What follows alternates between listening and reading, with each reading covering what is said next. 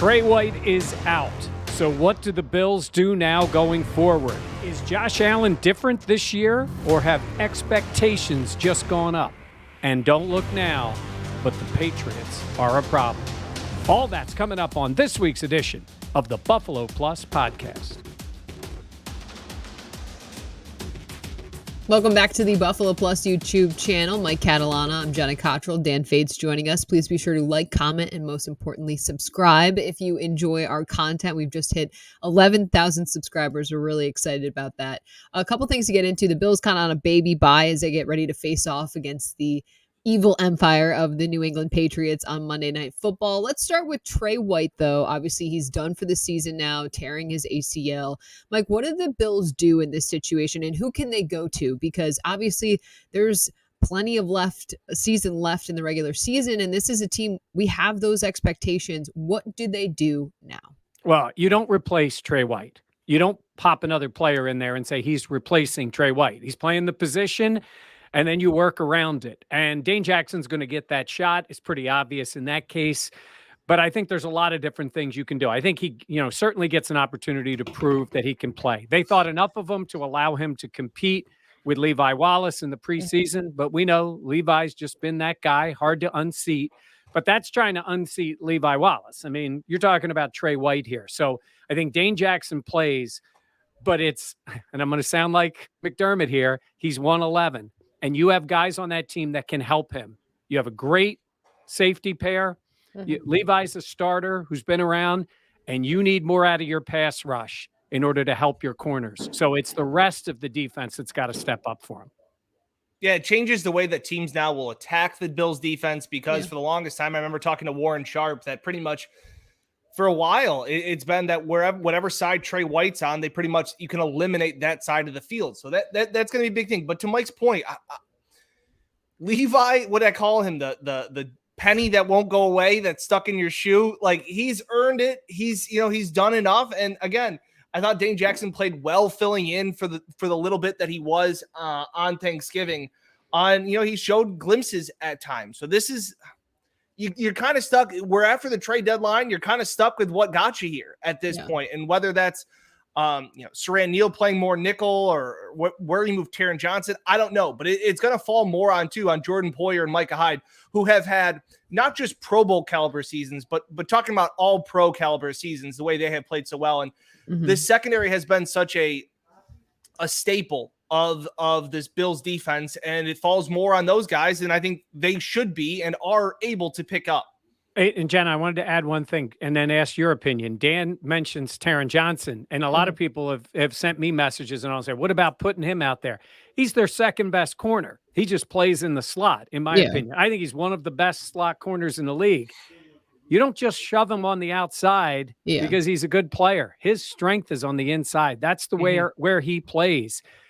Again, they mix different coverages and do different things. But Jenna, I don't know what you think. I don't think you just. Then I think you're messing up two positions. Yeah, I think you're almost creating another problem that didn't already exist. Look, Taron Johnson has had a great season so far, and he's one of those players that we've kind of seen under McDermott take those strides. And I know last year a lot of fans were frustrated with him, but you've seen him kind of grow into his own. And I agree. I don't think you just put him on the outside and say, all right, the problem is fixed. Obviously, the Bills like to play in nickel quite a bit, and Taron Johnson has offered you that comfort level. I'm curious to see what Dane Jackson does do, because he wasn't bad against the Saints finishing that game out, but we also know it really wasn't that much of a competition between Levi and him during training camp. I know that's what we talked about, but it seemed like Levi had kind of shored up that job pretty early on. And he is a younger guy, but what the Bills are going to ask him to do and what they're going to need him to do makes me a little nervous considering. But I mean, Tre White, you can't, like you said, you can't replace a player like that and what he brings. And I'm concerned for Dan, like you mentioned, like teams are going to attack the Bills differently now. Yeah, it's as well as teams in the past that can run the ball and get ahead can also have shown they can run the ball right down the Bills' throat. Now, we still don't know. I know I've gotten a lot of messages this week just about when is Spencer Brown returning? When is Star Latulele coming back? Massive pieces, very important pieces. I don't know. Yeah. And when they come back, how will they be? I don't know. We saw Dion Dawkins. Now, again, we have no idea the condition that Spencer Brown or Star Lotulelei are in. We're not doctors. We don't have that. We don't have that level of information. Mm-hmm. But you saw Dion take weeks to get back up to form, and to the point where Sean McDermott's like, he's not ready. Like, he's not NFL ready.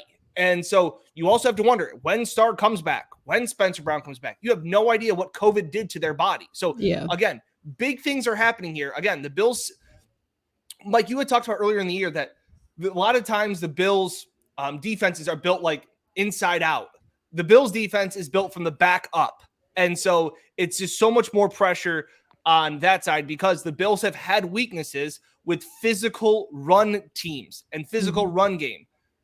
Now there's going to be another chink in the armor of where can they can kind of get picked apart a little bit potentially in the passing game. Yeah, it hurts them. There's no question. But you mentioned the D-line. Look, they got to step up, right? Yeah. I mean, Ed Oliver played really well on Thanksgiving night. That's great. You mentioned getting Star back or whatever.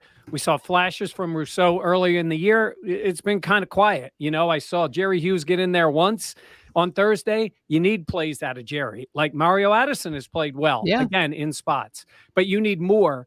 To simplify it, Dan says you take away half the field. You're right. And the other part is, he can cover. Tre can cover. And he can cover for a while. You don't expect the same thing out of Dane Jackson. So you got to get pressure quicker. And then to flip to the other side, here's a way you can help the defense score more points, right? That helps. Be better on offense. And they were good the other night. They certainly got going and they played well, but they do have an offense that can put 30 up on anybody, and that'll help your defense. I'm not saying you got to get in shootouts all the time just because Tre White's not on the field, but you're going to probably need to score a little bit more. It's going to need that help. Yeah.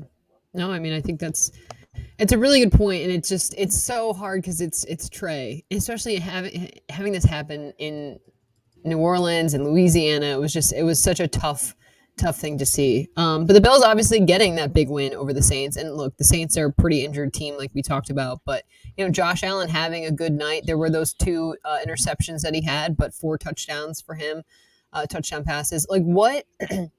It's funny because we saw in 2020, Allen kind of explode onto the scene and everyone talking about MVP caliber season and what he brought and, just the efficiency in which this offense moved.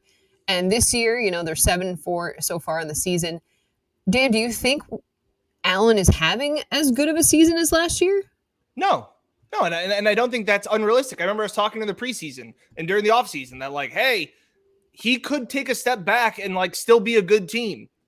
That's what they're doing. That's what this is. He has taken a small step back. It's not a massive step back, but I talked to Mike about this after the game in New Orleans. Got it. New Orleans.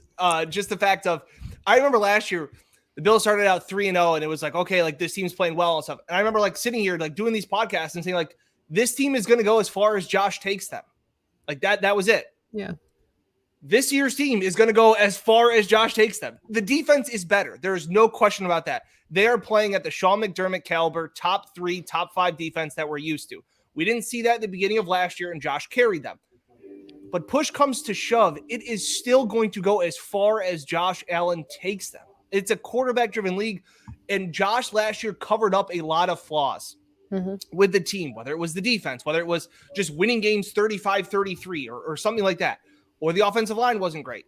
Little things like that. Nobody cared about a balanced offensive attack last year when Josh Allen was a candidate for MVP.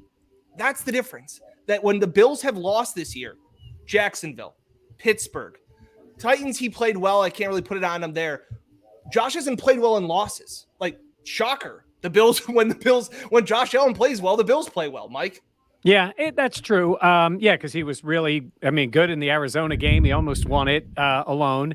Not that Titans game. Everybody was bad in that Titans game. We're talking about in 2020. And then the Chiefs. The Kansas City game was whatever. But, hey, Jenna, they've got 4 losses already. They had 3 all of last year in the regular season.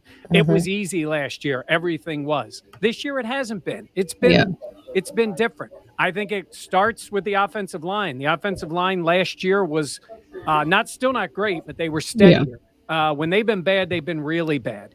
Correct. And they can't run the ball at all with the backs. Now, it was a little bit better against The Saints. New Orleans, Yeah. but it's still not great. I mean, Josh was still their best runner, most productive runner. But but the expectations are higher for him. They are, because he established himself as an MVP guy, and he could still win the MVP. I mean, it's just the way it is in this league. Yeah. But at the same time, this team is in a position that they're going to need more out of him. The other night's a good example. Like, he had one really bad mistake in that game, but the rest of the game, I mean, he was pretty good. I was a little iffy on the second interception. I know he got hit. Yeah. I think he's got to be thinking more of circumstances and taking the 3 points. It didn't matter against Trevor Siemian and company because they weren't coming back. Yeah. But you can't make those kind of mistakes and give up the points. But the rest of the game, he was really good. He and Diggs were really good. So we judge him differently. That game in 2019, we would have said, great. 2020, average at best. With 2021, we're like, he made a mistake. So that's the way it goes when you get paid and you're considered one of the top guys. Yeah. No, I can completely agree. You were dying to say something. well, two things. One, for the fact of like Bills fans and like this, like Breida jump started this rushing attack. The Bills averaged 3.5 yards per carry against the Saints. Like, it wasn't like it. And like Devin Singletary he led the team. He was 1 yard ahead of Josh Allen. He had 11 carries for 45 yards. And everybody's like, wow. It's like, I tried to find his good runs. He'd have an 11-yard run and then lose. He would get hit. He got hit like 3 times when he was getting the ball on a handoff. I give Singletary this. He broke tackles. He ran hard. He was impactful in the second half. Not a huge amount, but he was good. He had some tough runs. And he gave them, look, if you get that out of the backs, if they got, a combined 70 some odd yards out of the backs, the two of them, and Josh is running, as we talked about, because he adds so much when he runs like that. He does. I'm fine with that. Again, we're talking about the Saints. They're all beaten up. They're not good, and their offense wasn't going to do anything. But starting this week, that narrative changes because you got to score some more. Well, it's like we talk about a running game, and people are like, why can't they run the ball like the Titans when they had Derrick Henry, or why can't they run like Jonathan Taylor? It's like, Jonathan Taylor isn't having this season if he was in Buffalo behind this offensive line. They're just not built to run block and be physical enough. Barry Sanders wouldn't run he'd struggle to run for 100 yards behind this system and scheme. I'm just saying, like, people think that like Breida in this offense is going to be like, oh, Breida's the guy that sparks this running game. It ain't happening. This running game is what it is. I totally agree to your point. You can still run the ball impactfully, but Devin Singletary is not going to have a 100-yard game anytime soon, and neither is Matt Breida. By the way, it is going to be interesting, though, because I don't see any reason why they don't go into the game Monday night with Breida and Singletary as the backs. I don't think Moss Dress is in the game. Yeah. I actually agree with that. Dan, you're not convinced? I mean, they made a decision to not play Moss, and both of those backs were okay. They did what they wanted. They did what they wanted them to do. I don't think he makes a change. I agree. And look, I wasn't even trying to get into the whole running game thing. I think Dan's right. They need to run it that well, at least. It'll help. But it comes down to Josh. It just comes down to him. And that's what I'm saying, is it comes down to Josh. When the Bills lose, it's Dable didn't call plays well. It's they got no running game. It's the offensive line stinks. It's okay to say Josh played bad. It's okay to say that at times. And Josh, guess what? He said that. He said he played like poop. Like he's admitted that after games that he's played bad. Why can't we just say like, hey, Josh has got to play better, and the team wins when Josh plays better? Yep. Yeah. No, I mean, I completely agree. It is just funny to see how much the goalposts have been moved back from year to year to year. Like over the course of his 4 years in Buffalo, I feel like it's been leaps and bounds, and especially with the way last year went. I mean, now the expectations, they are just higher, and it makes sense. Isn't that great to see in Buffalo? Yeah. Isn't it great that you have a quarterback that's that good and can be great all the time, and the expectations are that high? And that's not hot take unfair. Like I said, the other night, hated that first throw. It was very similar to the first pick he threw against the Colts. What's the difference in those two games? The Saints are terrible. And then the Colts just ran them over. That interception was bad. Both of them. Bad read, bad decision. it didn't cost them the Colts game, but it hurt. It hurt a lot early in the game. It didn't hurt them in the Saints game because they were going to run that team over, and they did. So now that they have New England and then Tampa and then New England again and those teams, then you don't want those mistakes because the margin of error becomes smaller. Yeah, and looking ahead at that schedule, I'm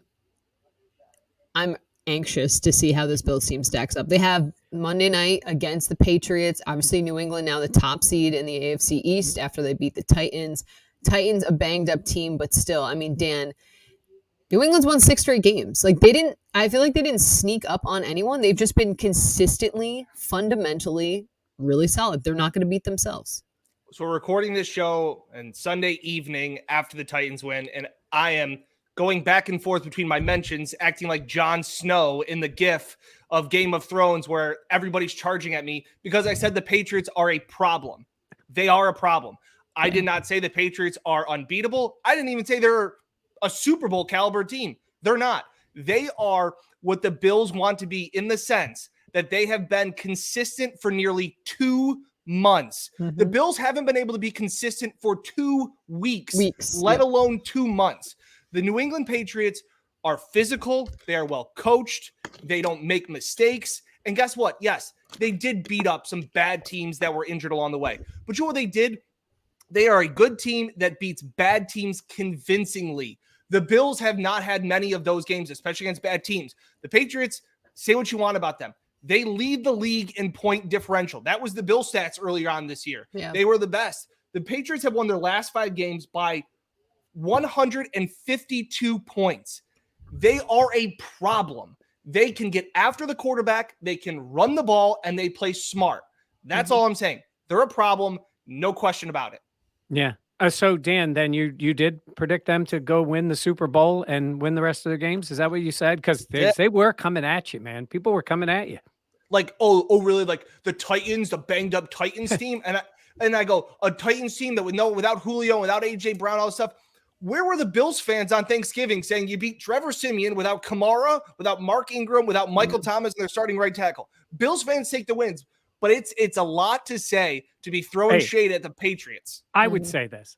You had them coming at you. There's always somebody. I think most Bills fans are very worried about the Patriots, and they should be. You know, we asked about that game, and I said, you know, if I'm a Bills fan, I want the Titans to win. I'm not worried about a number 1 seed here. I'm worried about winning the division. You know, and then some people in the media that were like, you got your chance right in front of you to prove you're better. You beat them twice. Look, the odds are in favor of those 2 teams splitting the 2 games, right? They're both really good. They're tough. If you said that right now, that's an edge to the Bills in the fact that because they have one more division win, you know, because the Patriots lost to the Dolphins. But right now the Patriots are slightly ahead of them. And, you know, it's that game against the Titans is really important, right? They won it. The Bills lost to the Titans. So, I mean, you got to finish tied or a game ahead of them in order to win the division. So the idea of thinking about 1 seeds, which, you know, I'm not even worried about the Titans holding on to the 1 seeds, even if they won the game today. I just don't see them right now as that kind of team. And look, Mac Jones was really good. Like, he made a couple mistakes, threw the ball into traffic a few times, but the ball comes out, he sees the field, and just like Dan said, he's a problem. I'll equate the quarterback and the team on both sides. Josh is better than Mac Jones. The Bills are better as an overall team than the Patriots. 100%. But Mac Jones and the Patriots are a problem, and the hoodie has the exact team he wants. Albert Breer tweeted it out today saying people around the league are saying they're well coached, they're smart, they're efficient. They don't, like you said, they don't hurt themselves. Yeah. They can be a problem. Doesn't mean the Bills can't beat them. Yeah. But they're a problem. Like, for people to, sorry, I just want to say one last thing, Jenna, before I go to you. Just the fact that, like, people being like, oh, well, like, the Titans drove the ball and they had 2 100-yard rushers and then they fumbled it away and they shot themselves in the foot. Good teams make you shoot yourself in the foot because they don't make the mistakes, and good teams make you force and make good plays. Well, that play is an example of just what Dan's talking about. Titans make a play, 40-yard run, whatever it was.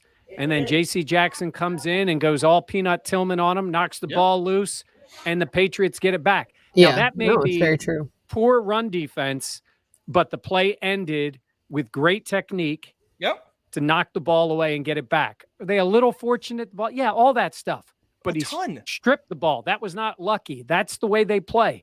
They don't make that many mistakes. They did give up that late touchdown in the first half. And what I saw in that game was, they haven't shown it a lot, but teams, you can run on them. And I don't think that's a strength for the Bills going up against them because, they don't run it well. Haven't shown they can consistently do that. I think a lot of Bills fans, though, are frustrated, Dan, because some of the national media or people talking about how, the Patriots have found their guy. It's going to be Mac Jones in New England for the next 20 years, all these things. And while I think that is somewhat hyperbolic, at the same point, I think you've seen Mac be able to consistently at least be able to get the ball downfield. I feel like he's a game. Hold on a second. He's a game manager. Hyperbolic on the Buffalo Plus podcast. You flashing that Syracuse degree for all of us right here? Yeah, from the 13 Wham closet. Yeah. What do you mean? That's your closet. That is my closet. I agree with you 100%, Jenna, because Mac has not been asked to make a ton of plays. Correct. But what he is consistent. He makes the throws. The big thing I always hear from, guys that are much smarter than me about quarterback play is that he's on time. Everything's on time. It's to the right guy. All of those things. And what it just comes down to is that the fact of acting like he's not this or he's not that. Like, I don't know. He's leading the league. He's second in passer completion percentage behind Kyler Murray. And since week 5, he's at the highest QBR. The guy is playing at a high level. Yeah. I don't know. I just don't want to see this fact of it's like when your ex-girlfriend starts dating somebody new and you're like, oh, he's awful. It's like, no, I've actually hung out with the guy. He's pretty cool. He's not bad. We can have a conversation and grab a beer with him. But no, this can't be happening all over again. Yeah. Again, let me reiterate. Not saying the Patriots, I don't think they have enough playmakers to really be a Super Bowl contending team. I just don't think they have that where you need a guy to make a play like the Bills have, where it's, hey, force the ball to Stephon Diggs. Hey, somebody in this, Poyer, Hyde, make a play. They have that. But again, I think the Bills are going to be favored on Monday night. They should be favored. They have the more talented team. It's just a matter of who can make the least amount of mistakes. Yeah. And if you are the Patriots, you're coming into Buffalo going, we're a half a game ahead, right? We win this game. We're right in line now to be the number 1 seed in the AFC. That's the way they're going to be thinking, right? Yeah. I mean, they beat the Titans, and you feel like whoever wins the game Monday, I think, has a great chance to end up being the number 1 seed. I think that, that loss will really hurt the Titans, but it will come down to that. And, it's funny because the Bills have beaten up on quarterbacks that make mistakes, and they've done a good job with that, and they picked them off, and they've made plays. This guy doesn't make a lot of mistakes, like Dan said, and he spreads the ball around. In this game, he was 23 of 32, 310, 2 touchdowns. Rarely, out of the 32 throws, about 3 of them, you'll be like, wow, that was a really good throw. The other 29 are it's just out. It's there, and the guy's running, and they do figure out ways to get guys with yards after the catch. They're always on the move catching the ball. It's different than what the Bills' offense really is. Not a lot of yards after catch with the Bills in terms of their wide receivers. That's not really the big part of their offense. But it is with New England. They get the guys on the move, and he's looking for them in the right spot. So to go back to what Dan said in the beginning, the Patriots are a problem. It just bothers me, though, because if the Bills just were to take care of business and beat up on teams that they were supposed to, they wouldn't be in this position. Yeah. Right. And the Patriots, though, I mean, they lost to the Dolphins early in the year. The difference between the two teams is New England seems to have figured it out going along, and the Bills are still back and forth. Consistency, what Dan was talking about. Yeah, it's that inconsistency. If and when the Bills win on Monday night, it will be their best win of the season. Yeah, no question. Yeah. Agreed. And everybody will say the Chiefs win, the Chiefs win, the Chiefs win. Not even close. No. The way you talk about teams coming into the game, the Patriots are probably the hottest team in the NFL. Way they're playing, they're averaging over the last 6 games, they're averaging 35 points per game. Yeah, it's crazy. For Jenna, for a game manager, when you think game manager, you think Alex Smith, all these guys with these boring offenses. This is an offense that, again, Kendrick Bourne, Nelson Aguilar, guys that I'm like, how is this offense scoring 35 points? Yeah, but they're just consistent. It's so funny. Actually, Mike, it makes me think of you in terms of this Bills team, because it's like, do what you have to do now so you can do what you want to do later. Yep. The Bills didn't do what they had to do.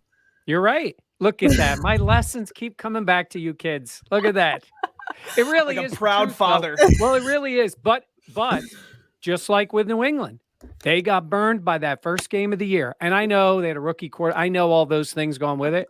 But that game sticks in them, because if the Bills are to win the game on Monday, the Patriots know they're in a lot of trouble in the division, because the Bills will be a game ahead of them. We'll have at worst split the 2 games, and we'll have one more division win. And all the Bills will have left to do is win at home against the Jets.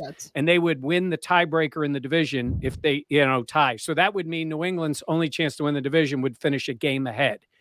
If New England wins, then the pressure for the Bills to win in Foxborough in their annual right after Christmas game will be massive. Yeah.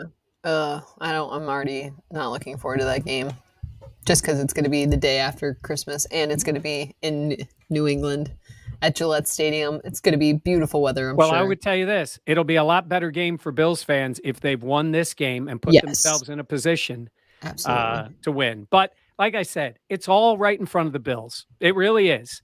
I mean, yes, New England's coming in. This is the way it is. This is like in the old days, it was the Bills and the Dolphins in these circumstances, because the Bills never really challenged the Patriots in all those years. You think about it. They never were even close to challenging them. It was never the Bills. New England would win the division, and when they didn't, it was the Jets or the Dolphins. The Bills went all those years without winning it. So their challenge was always with Miami back in the day, back in the 90s. Now, this year, these two teams are tight. It's a rare thing for as long as they've been together for these two teams to be tight in the division. And we'll see what happens on Monday. Yep. We'll have plenty more coverage coming up. Dan, Mike, can you kind of explain like the Bills schedule now? Because it's kind of a baby buy. It is. It's the combination of the two things. It's coming off the Thursday. They won. They gave them the few days off. And then with the Monday night game. So they basically moved the schedule. So the Bills will be back in town. You're not even sure when they were told to be back, but the first actual practice will be Thursday. Then they do Thursday like it's Wednesday, and it moves on and they're home. So, Sunday becomes Monday. So they do get the extra time. I mean, that's a nice plus. I mean, New England won today, somewhat physical game against the Titans. And the Bills haven't played since Thursday. So that's a plus for them, but it really starts on Thursday. I would think New England players might get an extra day off, with the game coming up on Monday. So, and then it's Belichick against Daboll, and McDermott against McDaniels, McDermott and Frazier. So it's what you want.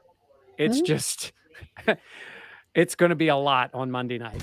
Yeah, it'll be certainly something to watch out for. All right, we'll have plenty more coverage coming up on the Buffalo Plus YouTube channel. For Mike and Dan, I'm Jenna. Thank you so much for watching. Please be sure to like, comment, and most importantly, subscribe if you enjoy our content. Thanks for watching.